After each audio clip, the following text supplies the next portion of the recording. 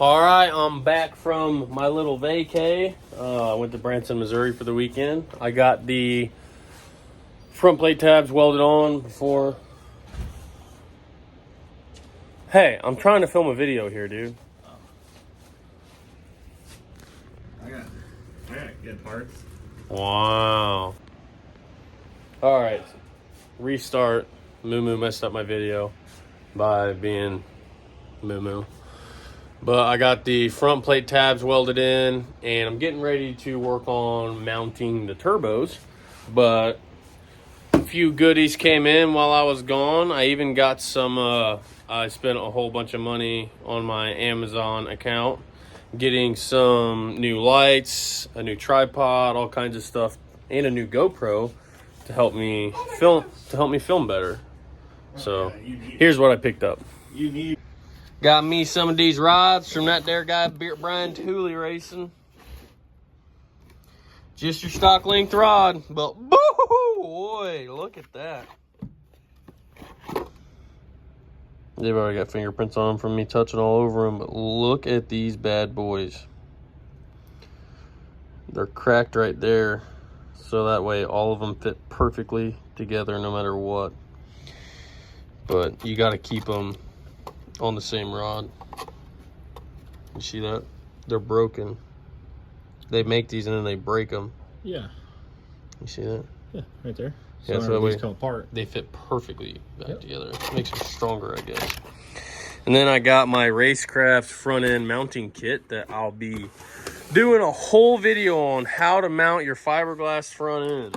And this is what Tin Soldiers recommends. It says Fox Body front end mounting kit, but obviously it's just universal. And why Jason at Tin Soldiers likes it, obviously he uses a lot of Racecraft products, but these are my universal mounting things. But this is his favorite reason why he likes it. It's when you mount this, basically your base plate are these, and they sandwich the front end. They come with some stainless plates that, one goes under the front end, one goes on top, so that way you have basically a skid plate that you can, when you set your front end on the ground, it sets on the skid plate and not the actual front end itself. These bad boys, they don't look stainless. Maybe they're not stainless, but either way, they're nice. Yeah, they're definitely not stainless. Either way, they go under.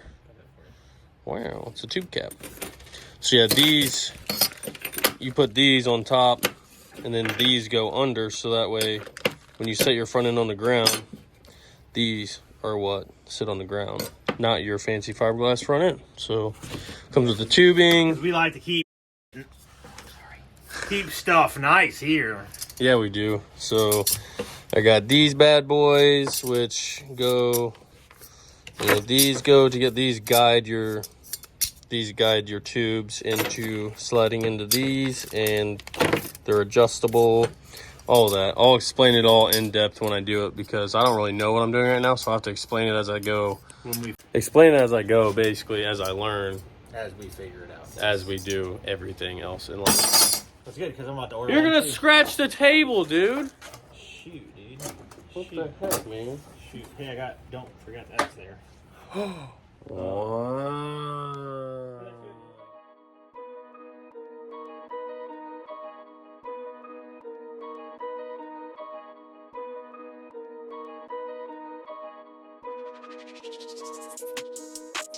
I don't think they running at my pace. Jordan 1s, gotta keep them laced. If she bad, I might have to get a taste. Whip go vroom, I'll set them on a chase. I don't think they running at my pace. Jordan 1s, gotta keep them laced. If she bad, I might have to get a taste. Whip go. Check these bad boys out. I got me a new GoPro suction cup. This is my old GoPro, but I got some new SD cards for it. I got another magnetic mount just like that one there. I got 3 LED lights there. I got 3 more down there. They came with little screens so I can change the colors, which I have no idea what I would use those for besides just more light in the shop. I got a little pod there that holds your phone, and it goes up to like 6 foot tall. I mean, yeah, look at all that stuff. Yeah, I know my floor is all messed up, but it's been used and abused. So, got all my stuff opened. Got all this newness, all this new hotness. So, try to step my game up so that way I can make a little bit better videos for everybody and they won't look so amateur. Video will be better. I'll have more angles, not just these iPhone angles, which I don't necessarily dislike. I'm happy with my videos. I'm just always want to do a little better. So I'll be trying a little more things, doing a little more things. You'll be seeing a little more things. So that's all I got for now. All right, so I got the front plate tabs halfway welded in on each side.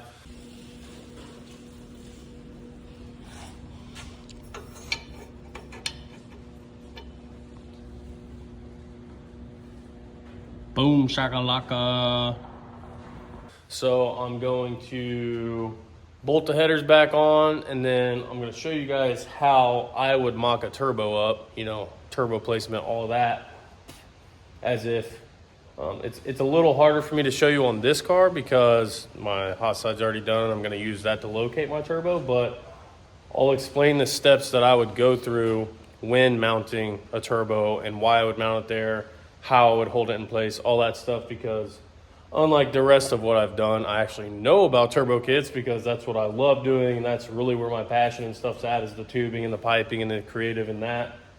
But, so this is kind of like second nature for me, but like I said, I just want to try to go through on the steps of what I would do, why I would do it, and there are certain things that I do that look very simple and they make the turbo kit look simple, but in all reality it took me 12 hours to do to make it look that simple and not just do a bunch of bends or something stupid that is way out there and looks ugly. So I'll take you through the steps, but for now I'm going to get my headers bolted on and then my hot side and turbos bolted on.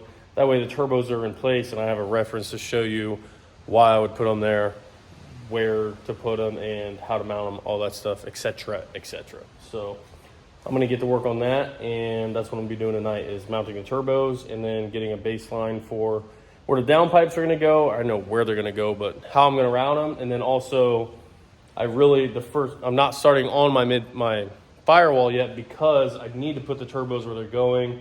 That way I don't put the firewall in the way of the turbos and create a lot more work for myself, because I really want to make a box or a kicker that comes out further over here in the driver's area, because on sick week I looked like I was just an elephant in a little shoebox driving this thing, and it was very, very, very uncomfortable driving on the road when I had to stay in one position for many hours at a time, trying to hold my foot at an angle. My freaking legs were sore, like the top of my legs where my shin is, that muscle, whatever's there, was super sore from trying to hold my foot back and all that stuff. So I'm gonna have to get a little creative there on the firewall, but that's what I'm doing tonight.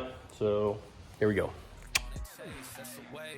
I said I'ma do it, I'ma get it anyways. All I do is work, I got this money on my brain. I don't like to talk, I just got way too much to say. They been trying to get me, I'ma get them out of way.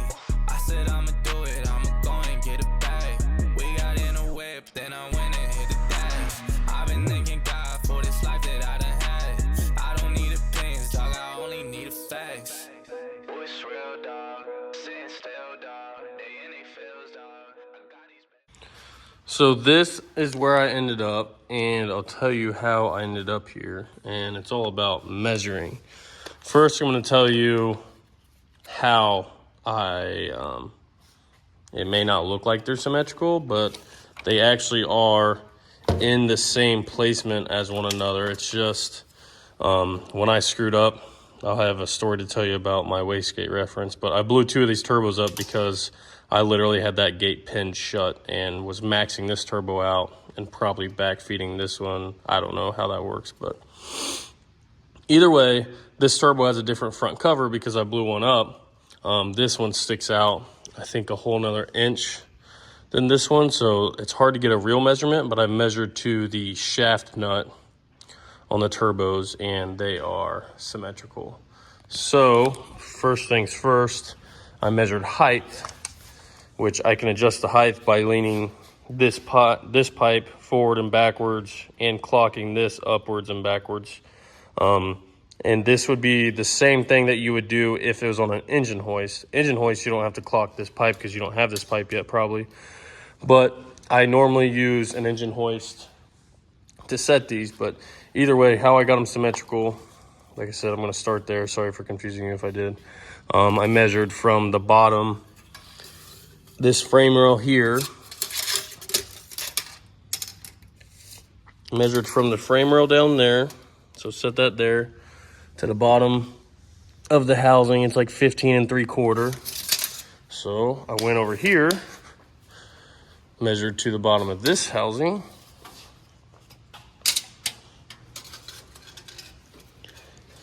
Which this housing might be a little bit different because it's longer. So it's right at like 15 5/8. So we're about an 1/8 inch off. But like I said, this one, it sticks out further. So if we went back, it might make that 1/8 inch up. But either way, you can't tell an 1/8 inch difference when they're spread that far apart. And also I measured from the center nut there to the edge of this valve cover. It's right at 8 inches. Then center nut of this one, center nut of that turbo to the valve cover, it's right at 8 inches, give or take an 1/8 inch. So they're practically identical. And then I measured back from the center of here to this bar. We're right at 9 inches. I think this, and this is where this being further out will really throw that measurement off. But this one is at like I think 9 1/4. So once, if that was shorter, obviously it would be closer. So that's how I made these symmetrical. You just try to find something that is the same on both turbos. Example, the compressor nut, the housing, they should be the same diameter on each one, which this one might actually be a different diameter, but either way, close enough. If you can get to the center nut, you can measure down off the center nut too, which I guess now that I say that, if this one's bigger than that one, that throws my height dimension off. So I'm gonna have to rethink that. I'm talking myself through my problems here, or finding issues, flaws in my plan as I talk to you guys through it. But either way, that's kind of the rough idea of how you get them symmetrical. And if I was just mounting these first, what I would do is pick the hardest one to mount, which would probably be the one with your steering. You normally might have a brake cylinder over there, master cylinder, stuff in the way. If you had a master cylinder there, you're probably not mounting the turbo back here. But either way, I would grab the engine hoist over there, get like a lift rope or something, and I wrap around the center cartridge of the turbo, and then I'll normally tie something around the exhaust housing because that's a heavier end, and tie it up to the hoist so that way it levels out the turbo. And you can adjust turbo angle by lengthening and shortening the strap that you put on the back there. And then that's when I normally don't even fold the legs down, because most of the time on the engine hoist, it's got plenty of leverage to hold the turbo up without falling over, and your legs, if the car is on the ground, won't slide all the way under. So this gives you a lot more reach with the turbo. And then obviously with the engine hoist, you can adjust up and down, forward and back, all that stuff with the hoist itself. And then, like I said, with that strap tying here to adjust this, also can keep the turbo from spinning. I use a lot of props. Like when I get the turbo close to where I want it, I'll prop a piece of wood in here, you know, a rag back here, put a zip tie somewhere. Like, you just got to get creative with it. Like, the most simple things can help you keep the turbo in place where you want it. Once you have it in place, that's when you mount it. Normally you'd bolt a Maven mount here, run a bar down to here. I just welded a bung on my exhaust housing here, and I'll have bungs that I can bolt this through and then just run a tube down to mount that. It's a lot easier to get to than a Maven mount. And then also you got to think of where your exhaust is going. Obviously, I'll have to make a tight bend to come out and around down here. You just got to think of where everything's going. Obviously, give yourself enough room to make a bend coming out of here, room for the clamps. I had to lay this one back a little bit because if I laid it forward anymore, I wouldn't have room to get that clamp in and out. You got to make sure, obviously, these are angled quite a bit. They're, I don't even know what angle they're at. I think 15 degrees, maybe. And I think that's pushing it for a journal bearing turbo, but we didn't have any oil in the downpipes or anything like that. Never had any oiling issues. Everything was fine. So I'm going to say that this angle is probably the max you can go with.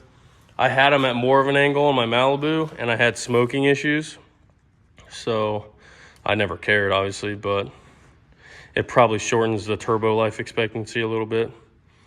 But either way, what I normally do when building a turbo kit, like I said, hang the turbo where you want it, mount the turbo where you want it, and that makes routing the pipe, all that stuff, a lot easier when a turbo is stationary. Because if the turbo is not completely stationary, welded in place, everything's going to move, none of your pipes will fit, all that, yada, yada, yada. It's already hard enough to get the pipes to fit anyways. I mean, anybody that's made a turbo kit knows almost no matter what you do, once the turbo kit's done, you still have to pull and stuff like that to get everything to meet up. You know, I take every precaution I can to make sure it fits right. And after heat cycles and all that stuff, things move, all that junk. So I always just hard mount my turbos, and obviously none of this is moving, so I just hard pipe it because the stainless, if it's gonna crack, normally it's gonna crack no matter what. And I would rather have a slight crack in my hot side than blow a bellow out and not be able to repair it. You can repair a crack in a hot side a lot easier than you can repair a bellow, because then you got to cut it out, refit it, find a new bellow, all that BS. And I just like to keep it more simple there. So yeah, that's about it. Obviously, the height of the turbo matters. If you get it too low, then you'll have to run a scavenge pump.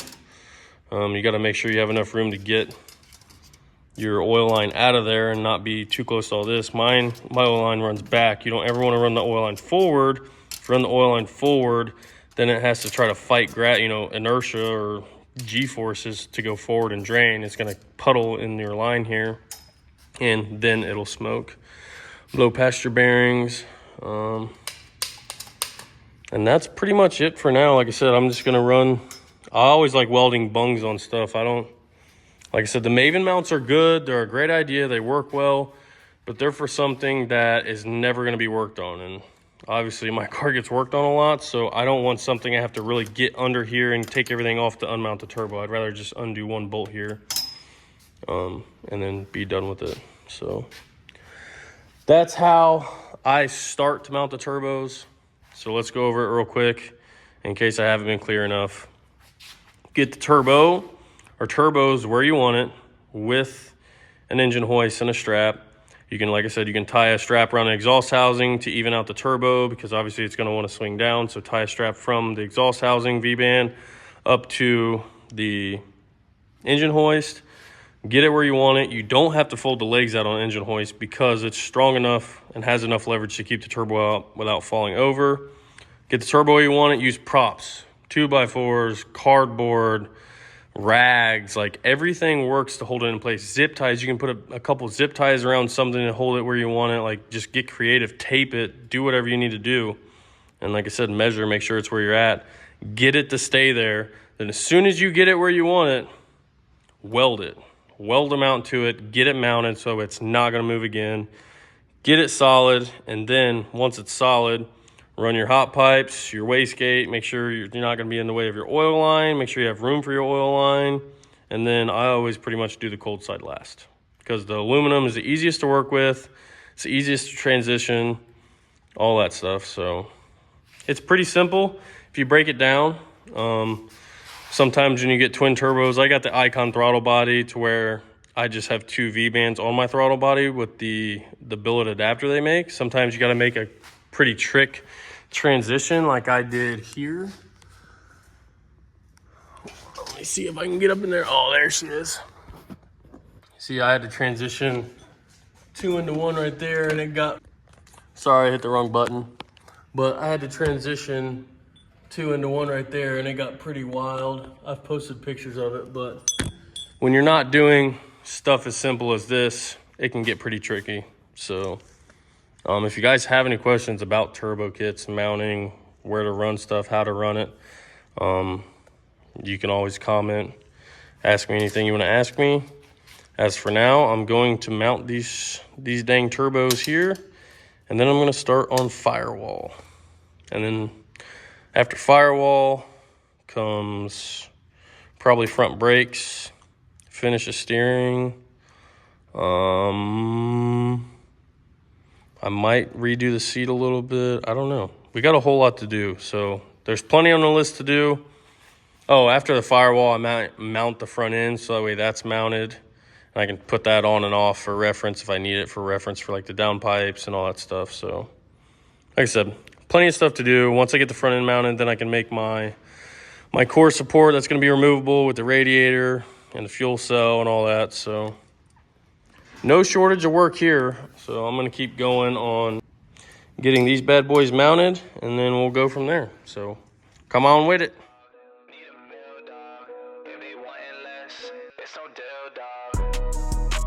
I don't think they running at my pace. Jordan 1s, gotta keep them laced. If she bad, I might have to get a taste. Whip go vroom, all set, I'm on a chase. I don't think they running at my pace. Jordan 1s, gotta keep them laced. If she bad, I might have to get a taste. Whip go vroom, all set, I'm on a chase. And here we are. It is ready to tack. As you can see, if my camera would focus. I got it good enough to literally just sit in there by itself, but got it fit tight there. Here, what I'm gonna do is tack it here, unbolt it, pull it off, weld around that area, bolt it back on, and then stick it back there, weld it there. And that turbo is mounted. Boom shakalaka.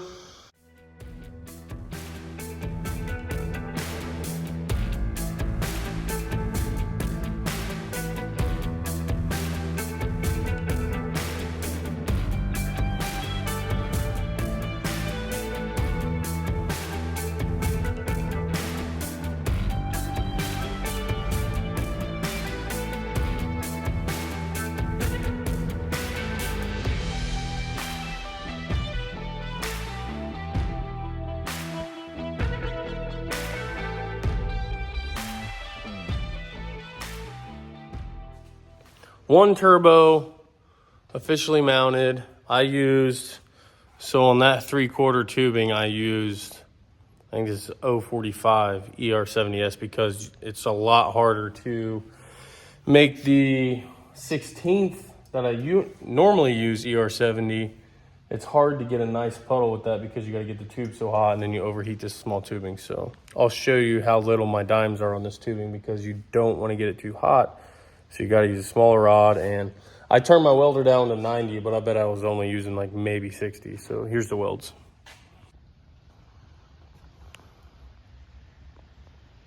You see how they are a lot smaller dabs. Whole lot smaller than, say, those big boys.